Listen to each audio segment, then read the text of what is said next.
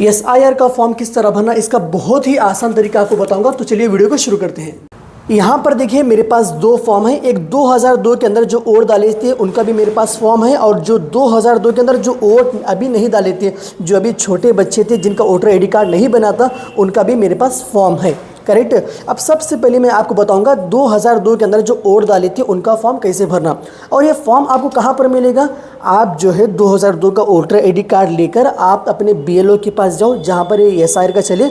BLO के पास जाने के बाद वोटर आईडी उनके हाथ में दो। वोटर आईडी का नंबर देखकर, 2002 के वोटर आईडी का नंबर देखकर वो ऑनलाइन से निकाल करके आपको ये फॉर्म देंगे। और इस फॉर्म के साथ साथ जो है एक लिस्ट भी आपको देंगे। उस लिस्ट के अंदर जो है आपका सीरियल नंबर, आपका सिटी नेम, और वहाँ पर बहुत सारे डिटेल्स रहेंगे। करेक्ट। ये बीएलओ के पास मिलेंगे। अब जैसे ही बीएलओ आपको ये फॉर्म देंगी, अब ये फॉर्म को कैसा फुलफिल करना, यहाँ पर देखिए सबसे ऊपर जो है ये कॉलम पहले से ही फुलफिल होकर के आ जाएंगे।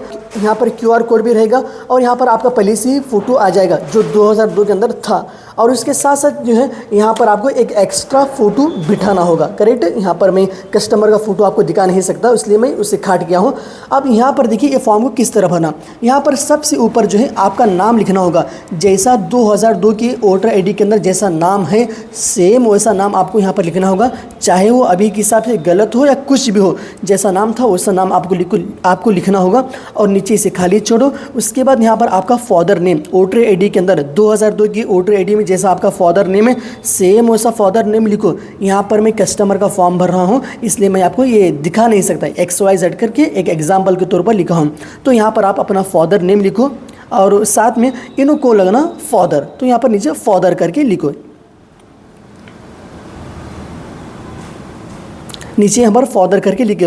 उसके बाद आपका जो डिस्ट्रिक्ट कौन सा है, 2002 के वोटर आईडी की लिस्ट में ये सब कुछ रहेगा। उसके हिसाब से ही आपको ये कॉलम भरना होगा। आप ये 2002 का फॉर्म भरें, 2002 की वोटर आईडी का लिस्ट का फॉर्म भरें, तो आपका डिस्ट्रिक्ट कौन सा था।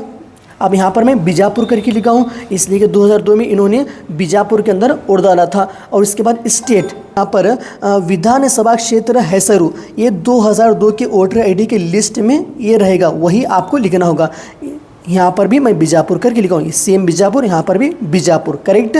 और नीचे जो है यहाँ पर विधानसभा क्षेत्र संख्या, ये 2002 की वोटर आईडी के लिस्ट में आपको मिल जाएगा। यहाँ पर आप देख सकते हैं ये 2002 की लिस्ट है, ये नीचे जो है आपका संख्या आपको मिल जाएगा। यही आपको इस फॉर्म के अंदर लिखना होगा। करेक्ट।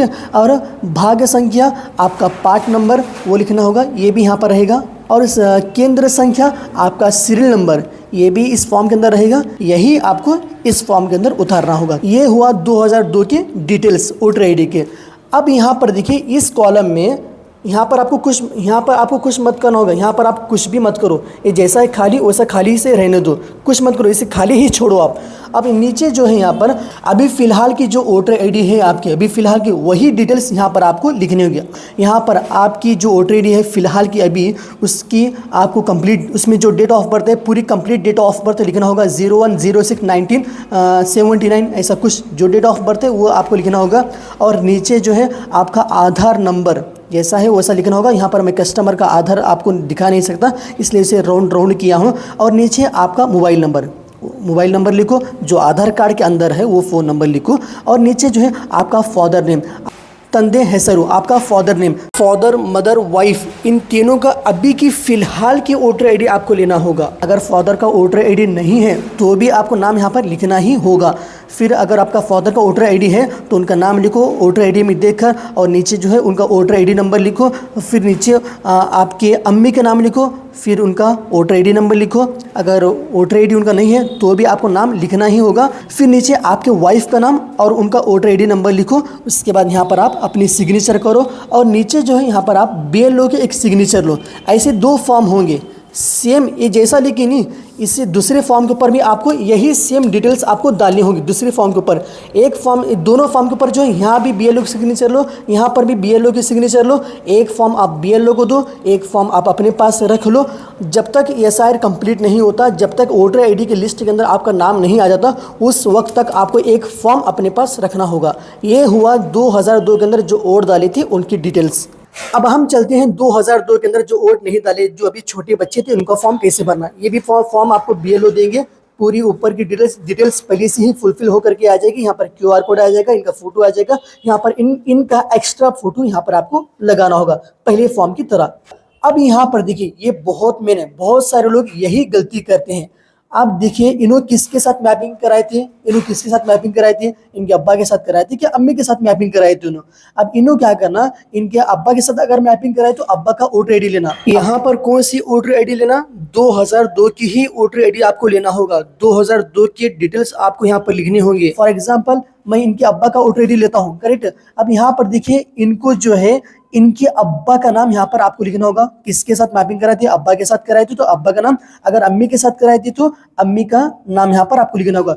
2002 की वोटर आईडी के अंदर इनके अब्बा का नाम जैसा है वैसे ही नाम आपको यहाँ पर लिखना होगा।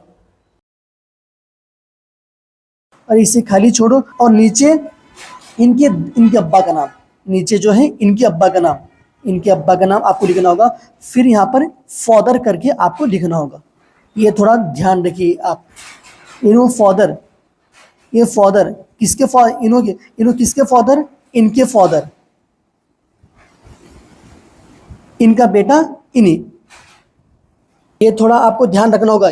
ये फादर करके हम जो यहाँ पर लिखे, ये फादर इनके फादर आए, इनके फादर। बहुत सारे लोग समझते हैं कि ये जो फादर लिखे हैं इनके फादर समझते हैं, इनके फादर नहीं, इनके फादर, इनके फादर, हाँ ये समझो आप ध्यान से, करेक्ट। उसके बाद यहाँ पर आपका डिस्ट्रिक्ट लिखो, आपका स्टेट लिखो।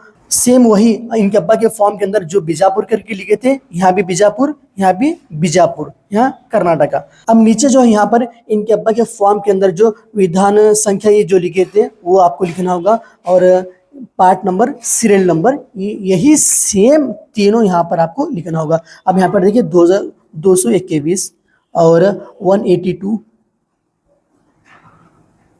पार्ट नंबर और ये सीरियल नंबर 579, यही डिटेल्स यहाँ पर आपको फुलफिल करनी होगी। और अब नीचे जो है इनका सेल्फ ये लिखना होगा नीचे। यहाँ पर इनका वोटर आईडी के अंदर जैसा डेट ऑफ बर्थ है पूरी कंप्लीट डेट ऑफ बर्थ पूरा जीरो के साथ 0106 2000 ऐसा आप अपने हिसाब से 2003 4 वो लिखो। फिर नीचे जो है इनका आधार कार्ड नंबर, इनका आधार कार्ड नंबर वो लिखो, और यहाँ साथ में इनका फ़ोन नंबर, इनके आधार कार्ड के अंदर जैसा फ़ोन नंबर है सेम वैसा फ़ोन नंबर यहाँ पर आपको मोबाइल नंबर लिखना होगा।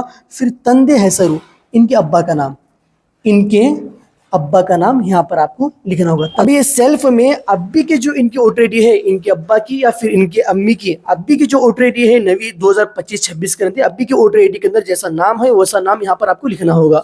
और नीचे जो है यहाँ पर इनके अब्बा की वोटर आईडी नंबर, और फिर इनके अम्मी का नाम XYZ करके लिखता हूँ। कस्टमर की डिटेल्स मैं आपको दिखा नहीं सकता, XYZ। और फिर नीचे जो है इनके अम्मी का वोटर आईडी नंबर, या अब्बा का वोटर आईडी नंबर या अम्मी का वोटर आईडी नंबर, करेक्ट। अगर इनकी शादी हो चुकी है तो इनके वाइफ का नाम और वोटर आईडी नंबर। अगर इनकी शादी नहीं हुई तो इसे गैप छोड़ो, अगर शादी नहीं हुई तो गैप छोड़ो। फिर यहाँ पर उनकी एक सिग्नेचर करो, और यहाँ पर BLO की सिग्नेचर सेम, इनके भी 2 फॉर्म होंगे, दोनों फॉर्म के ऊपर जो है आपको BLO की सिग्नेचर करना होगा। सेम दोनों फॉर्म को सेम ही भरना होगा। BLO की सिग्नेचर करने के बाद एक फॉर्म आप BLO को दो, एक फॉर्म आप अपने पास रख लो। जब तक ये SR कंप्लीट नहीं होता उस वक्त तक एक फॉर्म आपको अपने पास रखना होगा।